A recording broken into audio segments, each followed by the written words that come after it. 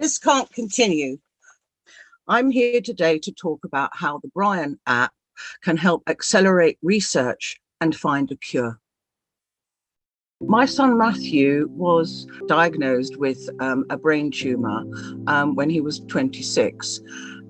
He was an incredible young man. He was great fun. He had an incredible sense of humour, and he was highly intelligent. He gained a first in chemistry from Oxford, and he went on to train as a solicitor. So he had his future all ahead of him. And so it was absolutely devastating when he collapsed with a major seizure one morning and was admitted to hospital, where we learnt that they had found a large tumour. When we found out about Matthew's diagnosis, we were absolutely shattered. And I think that the fear factor kicked in so hard, but also there was a degree of numbness. I mean, the first few weeks we felt, as I say, numb, I think is the only word, because when you've had such a shock, it had a huge impact, not just on me, but also on Matthew's brothers and the rest of our family, who were, shocked, clearly devastated as well. And I think we all felt quite lost. You know, we were all trying to be terribly brave and support each other and cry in corners, if you like. I think that was probably the thing that I remember most, was like, I'm not going to show I'm sad. I'm not going to show I'm upset, because I want him to be brave for everything that he's going to face.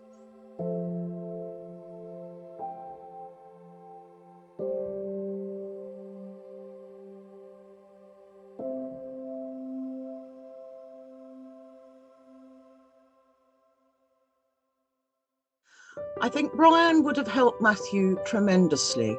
And I mean, I have files, all the files Matthew kept. I mean, he was a solicitor, so he was meticulous in his record keeping.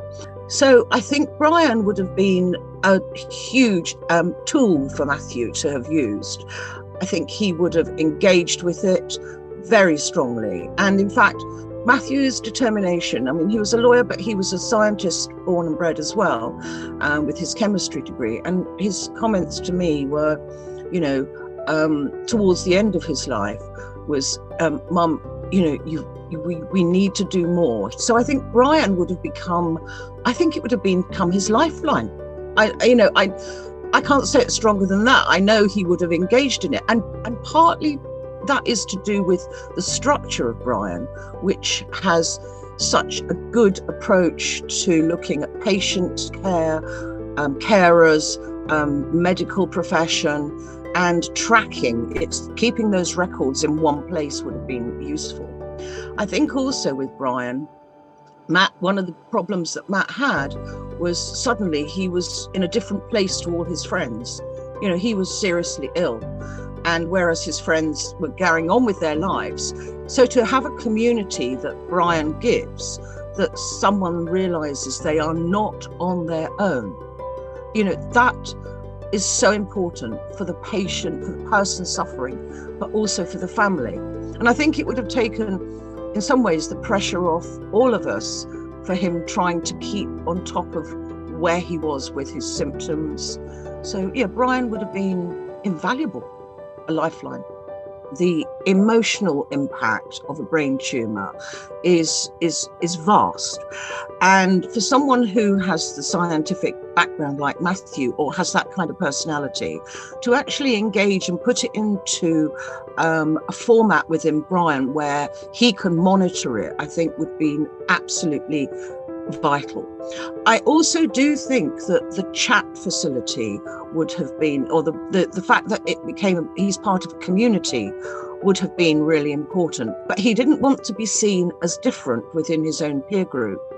So actually, I think using something like Brian, where he would have had a community of people who understood, and also on being able to do their own research, I think that side of it is really important, that they can go in to find out what trials are happening, what are the expected side effects maybe of drugs, and look and find information, because you're in a new world with a brain tumor.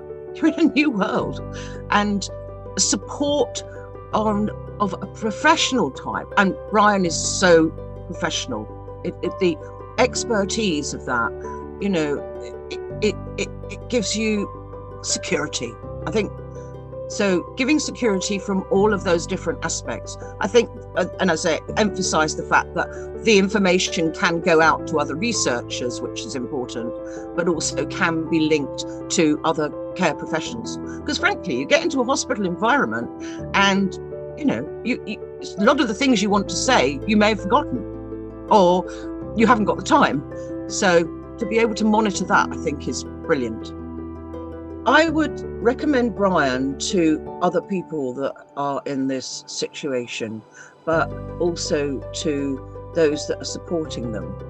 Because once again, it is the emphasis on you're lost. You're suddenly plunged out of your comfortable zone into hospital waiting rooms, consultants, team meetings, and to be able to associate and look at examples, something like Brian, I think I would have found it a real benefit to have the knowledge that actually there was someone out there holding my hand, because, and Brian is a hand holding facility, but in a kind way as well. It's not, it offers you hope and opportunity, but also reality. And I think all of those things for Brian. So I would say to anybody who is receiving the diagnosis or has had a diagnosis of a brain tumor, to the family,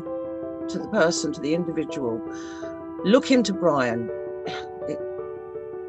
It will just hold you together.